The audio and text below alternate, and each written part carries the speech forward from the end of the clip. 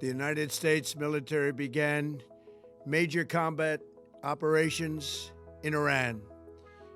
Our objective is to defend the American people by eliminating imminent threats from the Iranian regime. Nongeye mbahaye ikaze mwebwe mukurikira ibiganiro kuri uyu murongo, ibiganiro bitandukanye bigenda bikumigezaho amakuru atandukanye kandi amakuru abagezweho. Ndi Ishimwe Josue Maripasi. Aya ni amakuru rero by'umwihariko ari kuvugwa cyane ni intambara ya Leta z'Ubumwe za Amerika kuri Iran ayifatanije na Israel, ariko noneho ibikomeye nuko nyuma yuko ibitero bitangiye kuri tariki ya 28 bigashegesha rwose Iran by'umwihariko ariko no mu rugo rw'umuyobozi w'ikirenga wa Iran Ayatollah Ali Khamenei. Noneho ibintu bikomeye cyane biri kuvugwa nuko umuyobozi w'ikirenga wa Iran Ayatollah Ali Khamenei yiciwe mu bitero bya Leta z'Ubumwe za Amerika na Israel byagabwe kuri uyu wa 28 Gashyantare 2026. Mubwira ko ibi bitero bikimara guterwa hari amakuru yavuga ko uyu muyobozi atari yakabonetse, ndetse akavuga ko cyangwa se byahise binagaragara ko Iran nayo yatangiye guhita igerageza kwirwanaho ndetse itera ibitero bitandukanye cyangwa ibisasu bitandukanye yaba muri Israel ndetse no mu bihugu by'ibishuti bya Leta z'Ubumwe za Amerika nko muri Leta z'Ubumwe z'Abarabu, aho umujyi wa Abu Dhabi wateweho ibisasu byinshi cyane ndetse hari n'ibyahitanye umuntu umwe. Bivugwa ko ubwirinzi bw'ibihugu bitandukanye nk'uko Leta z'Ubumwe za Amerika cyangwa mu ijambo rya Donald Trump yari yavuze ko inshuti za Leta z'Ubumwe za Amerika zigomba kuba ziteguye kandi zikaba ziryamiye amajanja, kuko isaha n'isaha Leta ya Iran nayo yakwihumura kandi ikoresheje inshuti za Leta z'Ubumwe za Amerika. Ubu rero ikiri kuvugwa rwose ni umuyobozi w'ikirenga wa Iran Ayatollah Ali Khamenei yiciwe mu bitero bya Leta z'Ubumwe za Amerika byagabwe kuri Iran kuri uyu wa 28 Gashyantare 2026. Uti byagenze bite? Ese none n'iki kigiye gukurikira kuri iyi ntambara? Nk'uko bitangaza rero n'ibinyamakuru bitandukanye, abayobozi bo muri Israel babwiye Reuters ko Ayatollah Ali Khamenei yishwe ndetse ko n'umurambo we wamaze kuboneka ndetse rwose ko bawubonye.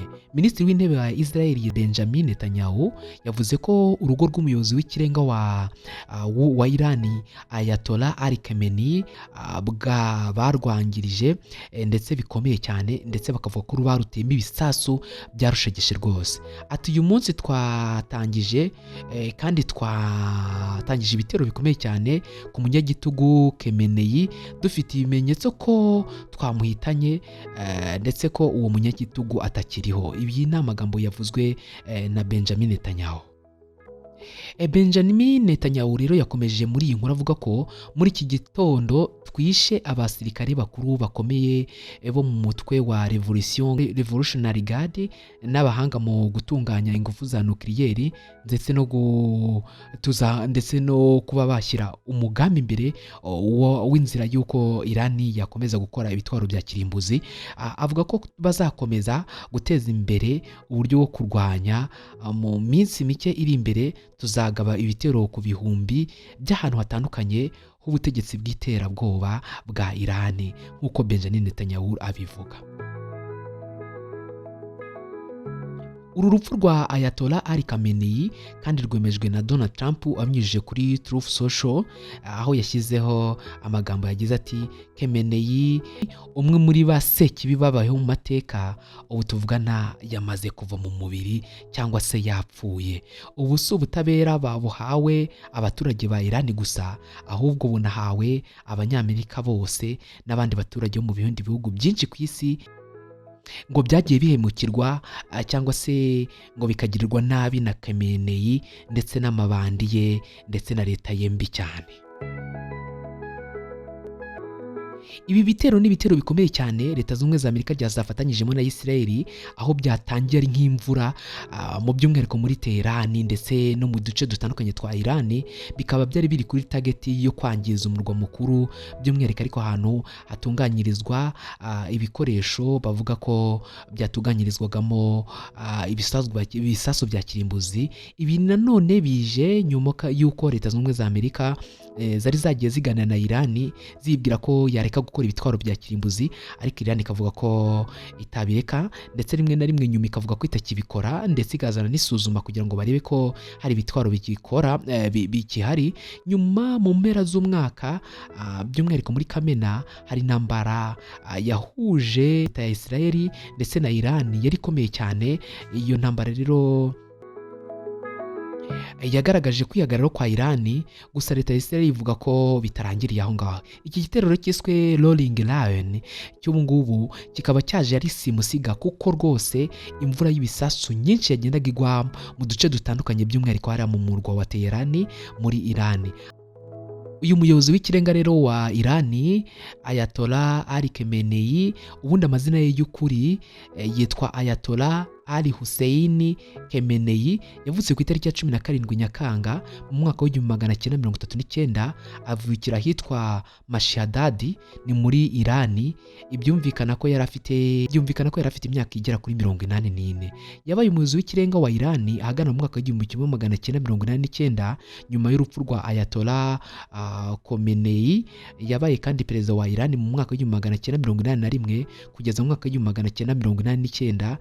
Nanone yagiye agaragara nk'umuntu wakundaga Irani mu buryo bwo gukunda leta ye ya Kisilamu, ndetse n'abanzi ba leta ye, by'umwihariko akavuga ko Abanyamerika ari abanzi bayo kandi ko ngo bazajya mu kuzimu.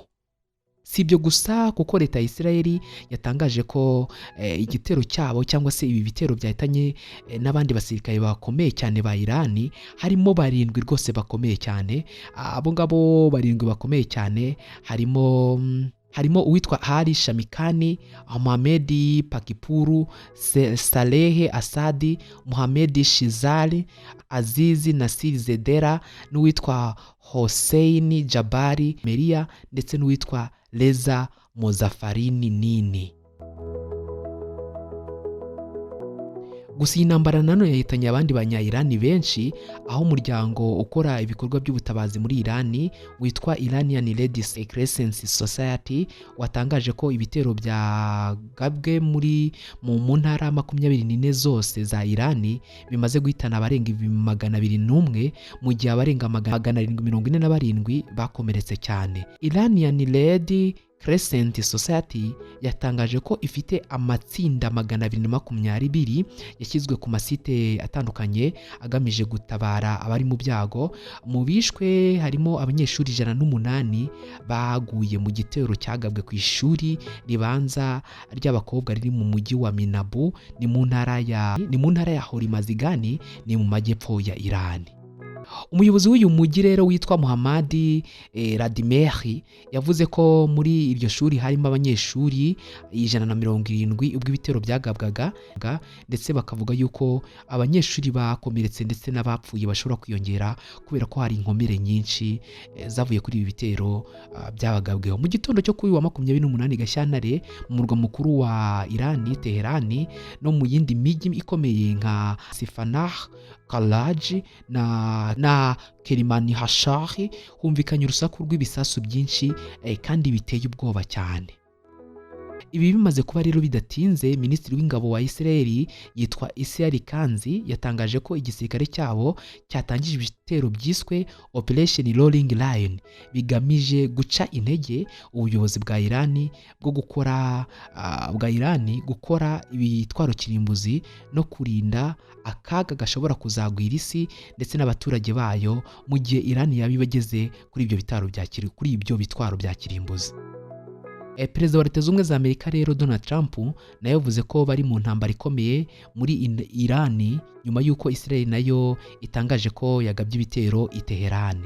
Irani nayo nk'uko yari yabiteguje mbere yagabye ibitero ku nyungu za Israel na Amerika zirereye mu bihugu bitandukanye byo mu burasirazuba bwo hagati, harimo nka Katari, Leta Zunze Ubumwe z'Abarabu, Kuwait, Bahrain, Jordania, Arabia Saudite ndetse na Iraq. ishami ry'igisirikare cya Leta Zunze Ubumwe za Amerika rero mu burasirazuba bwo hagati ryitwa CENTCOM ryagaragaje ko ryagabye ibitero bya misile n'iz'indege z'intambara zivuye ku bwato bunini bwa Leta Zunze Ubumwe za Amerika buri muri ako gace.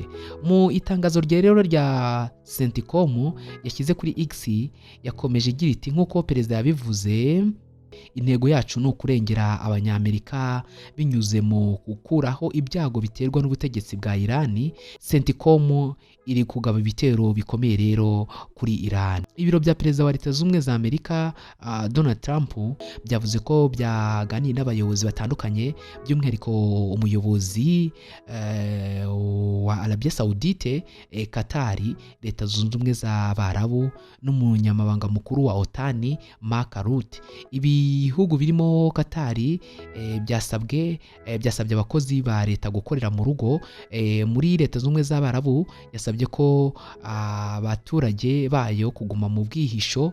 Ingendo z'indege mu bihugu byinshi byo mu burasirazuba bwo hagati byo zamaze guhagarikwa. Indi nkuru twavuze nuko na Rwanda Air yo mu Rwanda yamaze guhagarika ingendo zitandukanye muri Leta Zunze Ubumwe z'Abarabu kubera iki kibazo.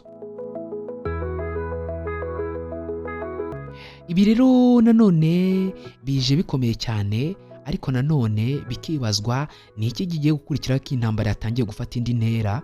Ni nyuma y'uko Iran nk'uko twabivuze rero yatangiye kugaba ibitero bikomeye cyane mu bihugu by'ibituranyi, ariko ku nyungu za Leta Zunze Ubumwe za Amerika mu buryo bwo kwihimura, by'umwihariko aho yatangiriye kuri Israel, Qatar, Leta Zunze Ubumwe z'Abarabu, Kuwait, Bahrain, Yorodaniya, Arabia Saudite ndetse na Iraq. Ibi bibaye ikintu gikomeye cyane kandi gishegeshe, by'umwihariko leta ya Kisilamu ya Irani, kuko no mu mwaka ushize abayobozi bayo bakuru bari bagiye bapfa urusorongo, ariko noneho kuba abangaba bagiye muri ubu buryo bikaba byumvikana ko ari ibintu bikomeye cyane. Isi yose ikomeje gutega amaso, ese niki cyangwa se nukuhe kuntu intambara iri buze kugenda, dore ko abanyayirani nabo ari abantu batoroshye cyane. Gusa nanone uku kwishyira hamwe kwa Leta Zunze Ubumwe za Amerika ndetse na Israel kwakoze ikintu gikomeye cyane, by'umwihariko cyashegeshe leta ya Iran. Ndi Ishimwe Josue Maripasi, ndagushimira kuba wahesheje agaciro igihe cyawe ugakurikira uyu murongo Garagara TV. Reka dukomeze tubane. Niba utarakora subscribe kuri uyu murongo, nagusaba kuyikora kugira ngo dukomeze kurema umuryango mugari, mugire impagarike n'ubugingo, Imana n'amafaranga. Hari igihe umunsi wawe ugenda nabi, rwanya iyi minsi mibi. Manda, nisume nje koga nakerewe. Nge se ndihanaguza iki? Ihanaguza irido.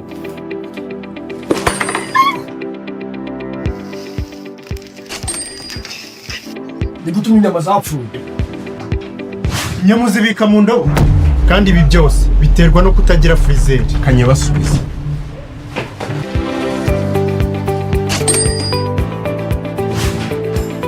Kazi bari bahatanye.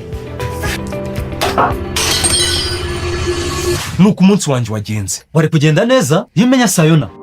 Ku musatsi iyi ngiyi yumutsa neza, irasi kukayo iteka umuceri neza ntushirire. Akakugasize amatasi wawe wazayamara. Linda madamu wawe kuvunika inzara. Iyi washing machine imesa neza kandi ntiby'umuriro. Ubona amafaranga ashinga busheri ukabura kongerateri nziza nk'izi. Nawe tunga ibikoresho bigezweho bya electronique nka frigo, radio z'ubwoko butandukanye, amakukazi agezweho atandukanye yagufasha guteka ku muriro, kandi ku bikoresho bya electronique bigezweho bitwara umuriro muke. Mwibutse ko ibi byose ari ku biciro byiza kandi vuba. Gura cyangwa urangure ibyo bikoresho bitandukanye mu iduka rya Sayona rikwegereye hirya no hino mu gihugu. Wave Sayona Rwanda, your dreams made real.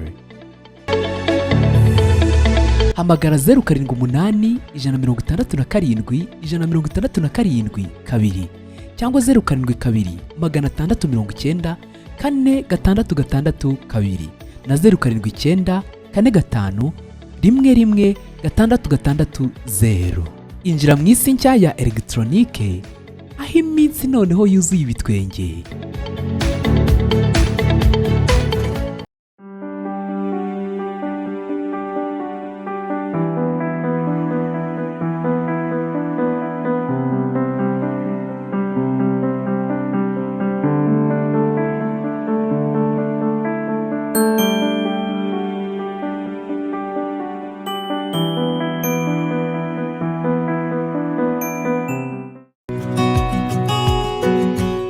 ubushobozi, urifuza kuba umusirimu usobanutse kandi usa neza? Ndabibona ngeze iwawe. Tunga ibikoresho byiza birimbisha iwawe nk'intebe zo kwicaraho nziza kandi zitandukanye, tapi nziza, imisego myiza ikomeye kandi ya originale. Right, uri umusirimu. Boneza iwawe none, utunga ibi bikoresho byiza iwawe. None se ntubikeneye?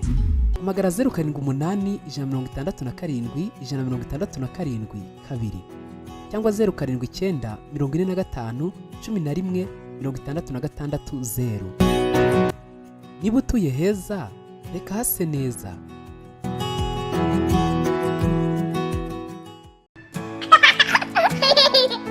Ushaka gutangiza umunsi ibyishimo n'umuryango wawe? Koresha Monty, ifu nziza yuzuye intungamubiri n'imbaduko y'umunsi. Koresha Monty Monty. Wanayikoramo n'ibindi biribwa biryoshye kandi byuzuye intungamubiri. Ifu ya Monty ifite ikirango cy'ubuziranenge S-Mark, ikozwe muri soya ikaranze, ingano, amasaka, ibigori, uburo n'izindi ntungamubiri zikomatanije mu ndemabuzima zasesenguwe n'abahanga mu by'ubuzima n'imirire ba Rainbow Health Food. Sangiza inshuti y'inkuru nziza, ibigo by'amashuri, amatsinda y'abantu babana ari benshi, ndetse no mu rugo iwawe. Ntubure Monty. Baza Monty kuhe Monty ikore. Baza Monty muri supermarket n'amaduka bikwegereye, cyangwa uyigure unyuze kuri y3.montimall.com. Mbaza Monty kuri 078 167 167 2 cyangwa 0788 26 62 68. Akarusho kandi, sura urubuga cyangwa uduhamagare kuri izo nimero duhuza uburyo bw'imikoranire kuko dushaka ibyishimo nawe. Mbaza Monty.